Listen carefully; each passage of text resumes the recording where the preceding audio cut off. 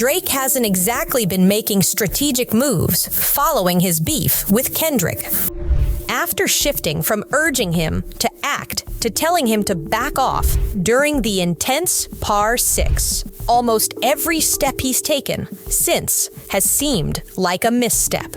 It's even reached the point where he's calling out Steve Lacy, of all people, for being part of the Ken and Friends Pop-Out show.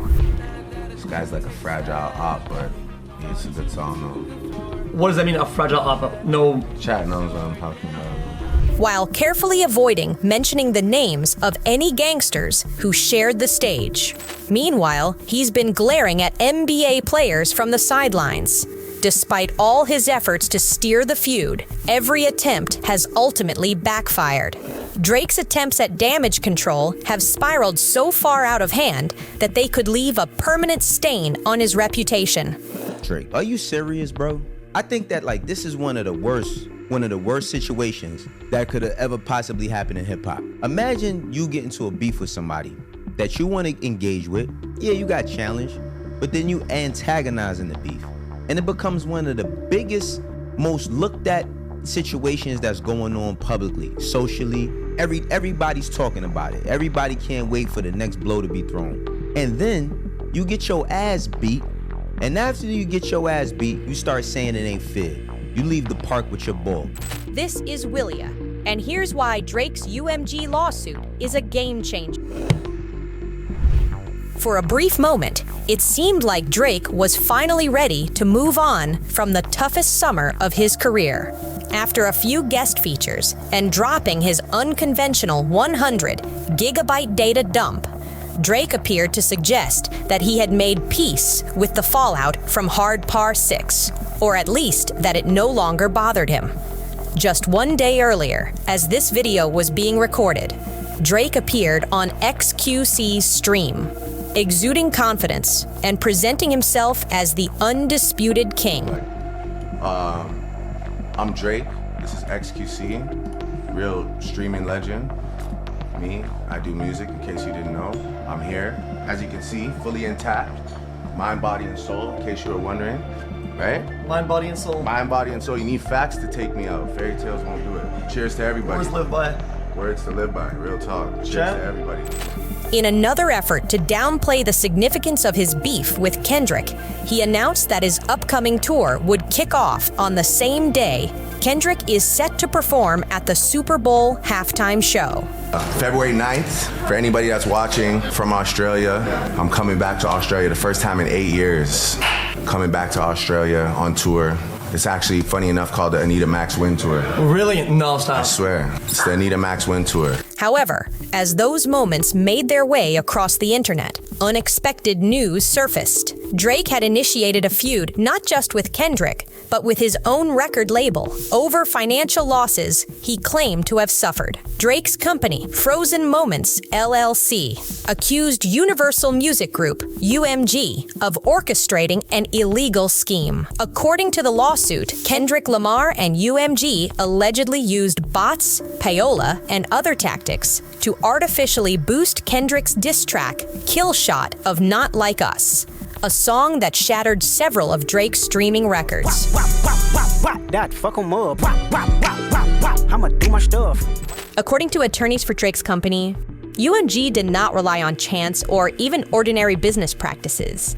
It instead launched a campaign to manipulate and saturate the streaming services and airwaves. Going one step further, the certified lawyer boy accused UMG of violating the Racketeer Influence and Corrupt Organizations Act. According to his petition that was filed in New York, Spotify was said to be recommending the song to users who had searched for unrelated songs and artists after getting the bad from Universal. Additionally, Drake accused UMG of paying Apple to reprogram Siri into what he called a Kendrick laser, claiming that Siri would recommend Not Like Us when users requested Certified Lover Boy. Reports from online sources supported these claims, noting that when users asked Siri to play Drake's Certified Lover Boy, it instead played Kendrick's Not Like Us, which includes lyrics that reinforce allegations against Drake. According to Frozen Moments lawyers, Drake had initially approached UMG directly to address the issue, seeking a resolution. However, the petition alleges that UMG refused to negotiate, claiming they bore no responsibility. Instead, UMG reportedly attempted to escalate the rivalry between the two artists, suggesting Drake sue Kendrick instead of the label. The petition further claims that UMG even threatened to sue Lamar themselves if Drake moved forward with his lawsuit. Even if Drake's threat to sue Kendrick Dot is merely a tactic, it's important to note that UMG isn't responsible for how Kendrick spends the money they advance to him. That's just how the industry operates. Perhaps this legal maneuver is Drake's true aim. However, from a hip-hop perspective, suing another rapper over a beef is practically unheard of, leaving many fans and critics baffled.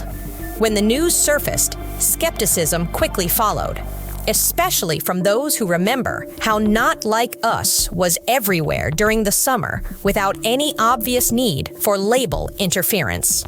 You can watch Not Like Us at, the Olympics. You can watch it at campaign events, at the DNC National Convention. You can watch it at basketball games.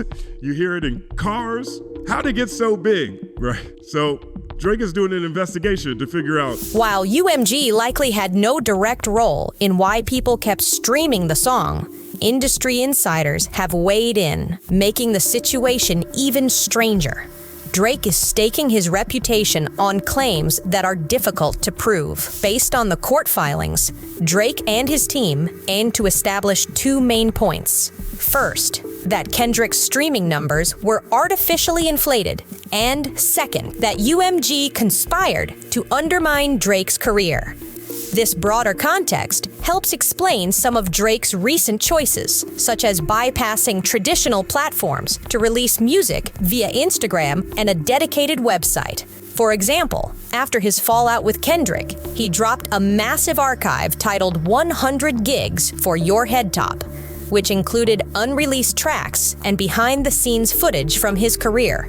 Initially, fans thought it was a prelude to a documentary, but in hindsight, it appears to have been a direct jab at UMG, signaling Drake's frustration with the label. This raises the question, is Drake attempting to exit his deal at any cost? Only a month ago, his relationship with UMG seemed much different. Kanye West even remarked that UMG's CEO, Lucian Grange, had done everything possible to support Drake. Drake has a rich baby daddy named Lucian and Universal. Wow. He's like, man, my daddy got it. You know what I'm saying? It's like, My daddy controlled the spins. My daddy got the DSPs. Drake has a rich baby daddy.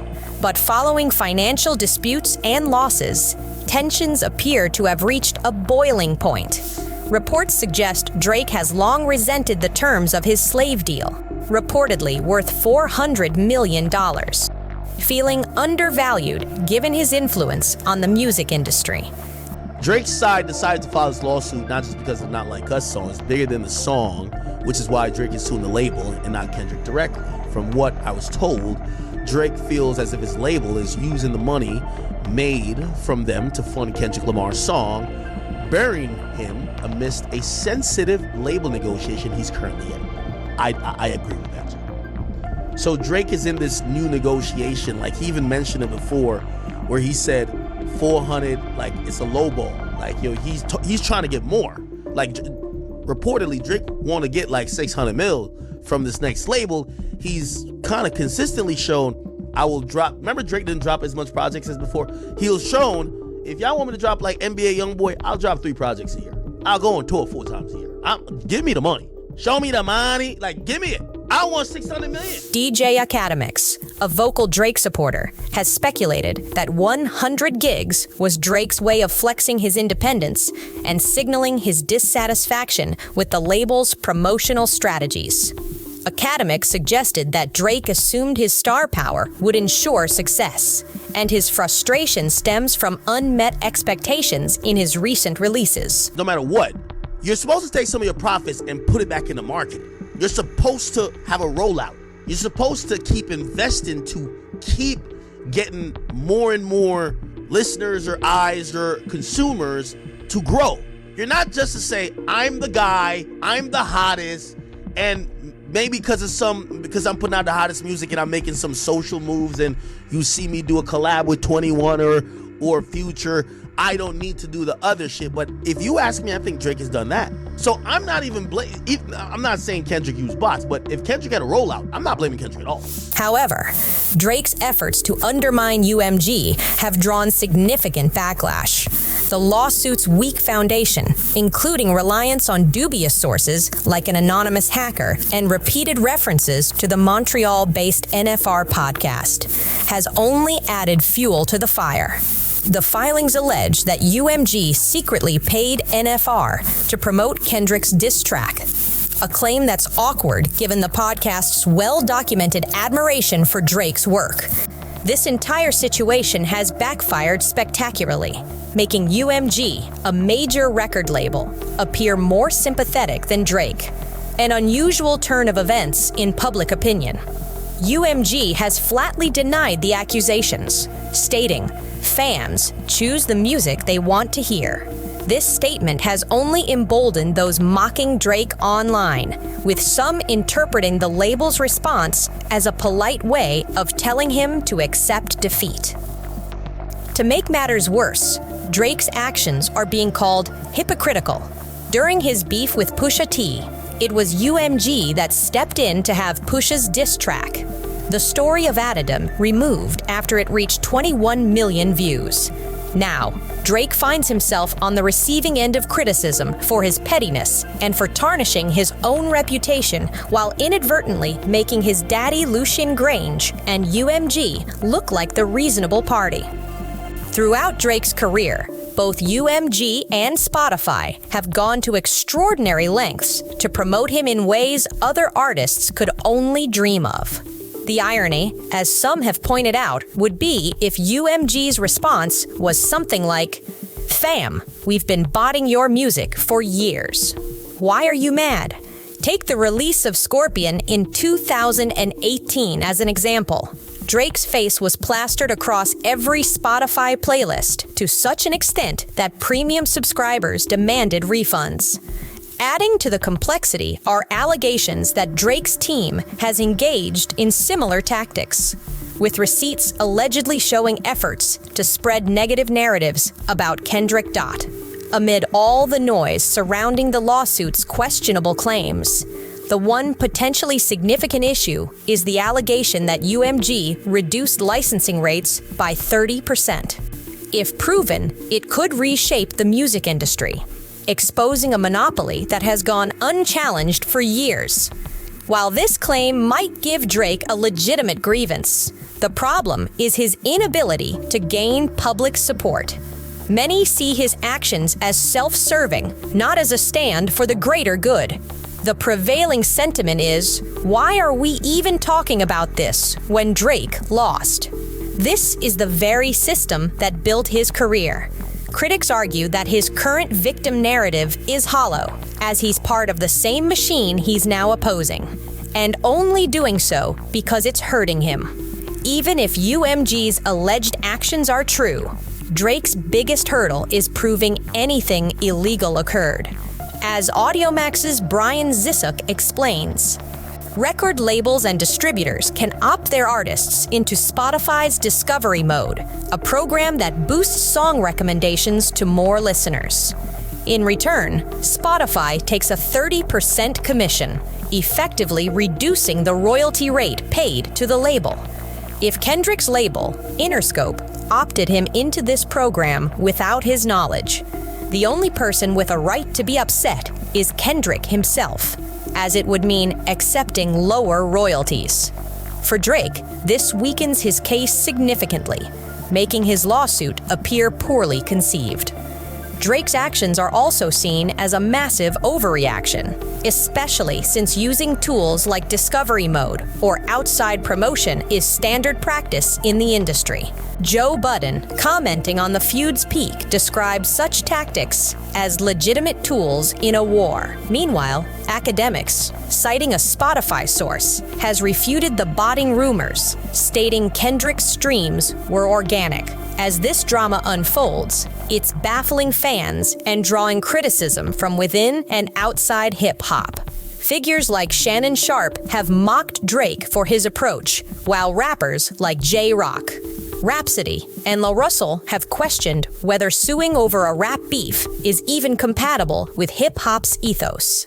The consensus is that Drake's behavior clashes with cultural norms, with some comparing it to a schoolyard fight ending with a parent pressing charges.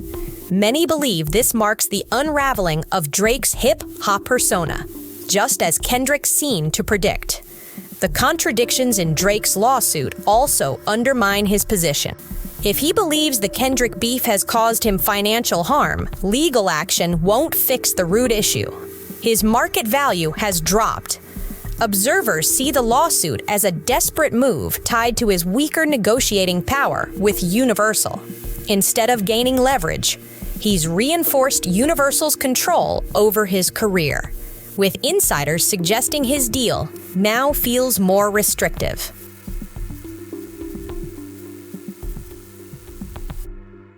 Rather than exploring independence, Drake appears to have gambled everything on maintaining good relations with Universal. With this strategy backfiring, fans are left questioning how much his legacy has been tarnished. Once perceived as untouchable, he now seems paranoid and unsteady, just as Kendrick implied on Euphoria. Adding to the confusion, Drake has chosen not to sue Kendrick for defamation over lyrics in Not Like Us that suggest he's a pedophile, literally a PDF file. Instead, he blames UMG, arguing they could have stopped the track's release. Hip-hop fans likely wouldn't have supported Drake either way, but his decision to involve lawyers has created unnecessary complications. This is especially ironic given Drake's history of airing personal attacks against Kendrick.